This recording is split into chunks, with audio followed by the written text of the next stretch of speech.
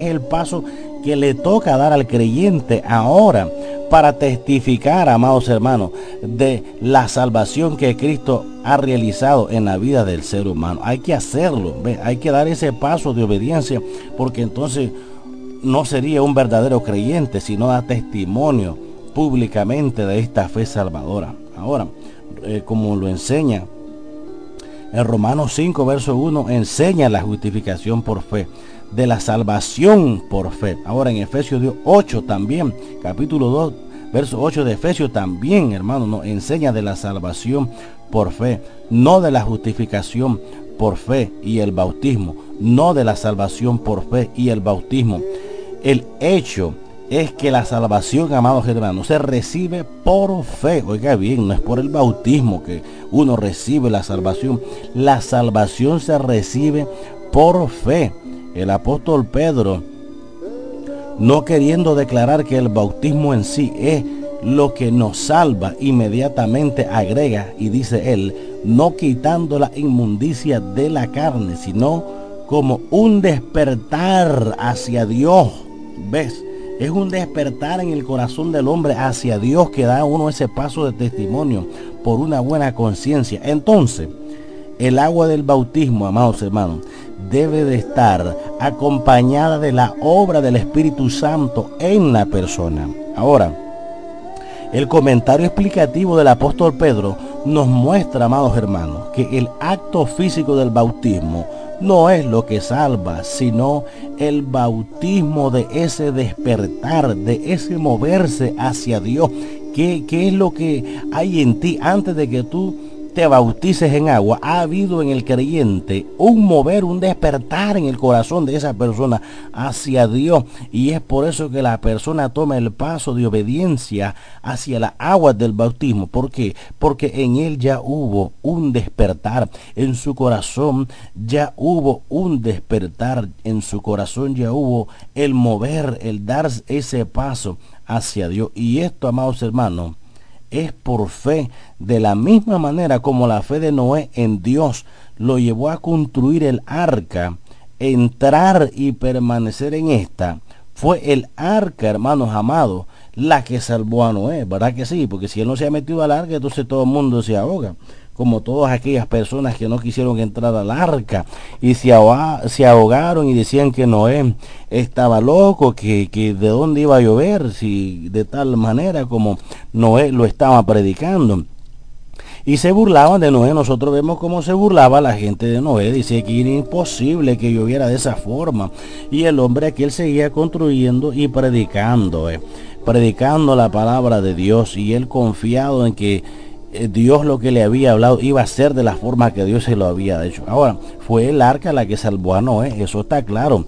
No fueron las aguas del diluvio, ya que lo hubieran acabado a él y a su familia si él no se ha metido, amados hermanos, al arca. Ahora, el diluvio fue para Noé un tipo de bautismo, así como él pasó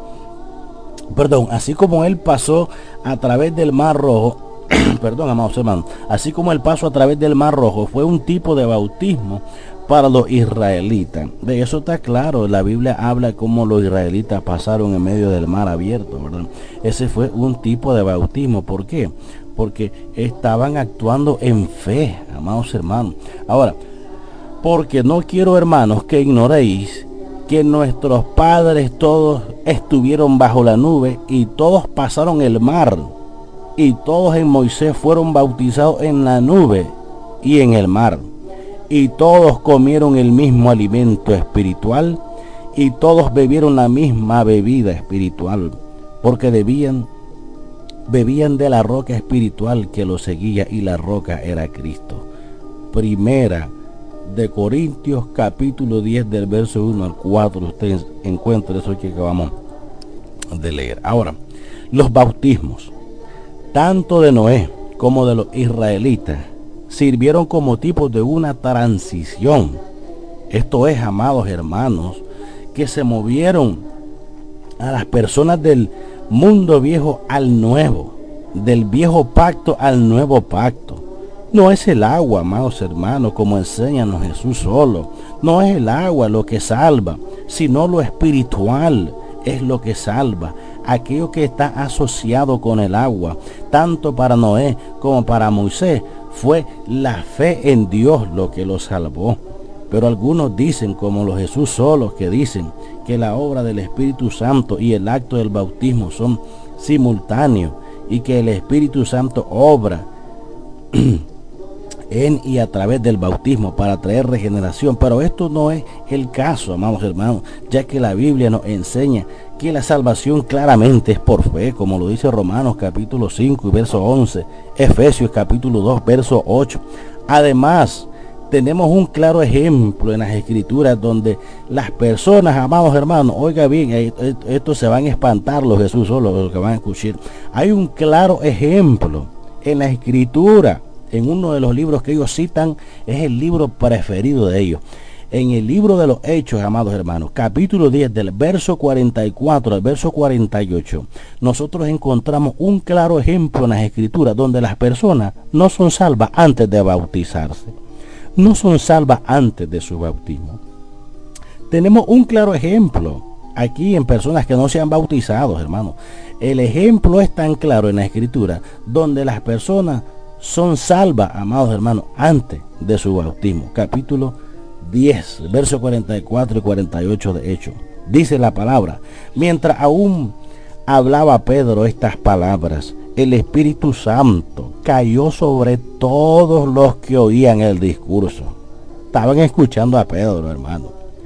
Y dice el 45: y los fieles de la circuncisión que habían venido con Pedro se quedaron atónitos de que también sobre los gentiles se derramase el don del Espíritu Santo, porque los oían que hablaban en lenguas y que magnificaban a Dios. El verso 47 dice: entonces respondió Pedro: ¿puede acaso alguno impedir el agua para que no sean bautizados estos que han recibido el Espíritu Santo también como nosotros? Dice el 48: y mandó bautizarles en el nombre del Señor Jesús.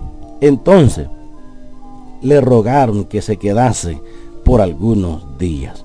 Hechos capítulo 10, versos 44 al 48. Ahora, en estos versículos, amados hermanos que nos escuchan, y los Jesús solos que nos escuchen bien esto que está bien claro. En estos versículos, amados hermanos, vemos que el apóstol Pedro había estado predicando el evangelio y que el Espíritu Santo cayó sobre quienes, sobre quienes estaban escuchando la predicación. Cayó el Espíritu Santo sobre los quienes estaban escuchando. En el verso 45 leemos que también sobre los gentiles se derramase el don del Espíritu Santo, el cual manifestado es el hablar en lenguas, mis amados. Eso lo sabemos. Esto, mis queridos hermanos, es significativo, ya que las lenguas son una señal del don dado solamente a los creyentes. Vaya usted a 1 Corintios, capítulo 14, del verso 1 al 5, y va a ver que esto es significativo, ya que las lenguas, amados hermanos, son una señal del don dado solamente a los creyentes. El verso 46 dice que ellos magnificaban a Dios. ¿Quiénes? Los no creyentes no magnificaban ni glorificaban a Dios, ya que glorificar a Dios, hermanos, al verdadero Dios, es una cuestión espiritual profunda que es extraña a los que no son salvos. ¿Quiénes magnificaban a Dios? Los no creyentes, los incrédulos. ¿Cree usted que magnificaban a Dios en ese texto bíblico que acabamos de leer? No, amado. Glorificar a Dios, glorificar al Dios verdadero del cielo, es una cuestión única y exclusivamente espiritual profunda, que para el que no conoce a Dios, amados hermanos, es extraña a los que no son salvos. En 1 Corintios capítulo 2, verso 14. Ahora, por lo tanto, amados hermanos, aquellos que en el libro de los Hechos capítulo 10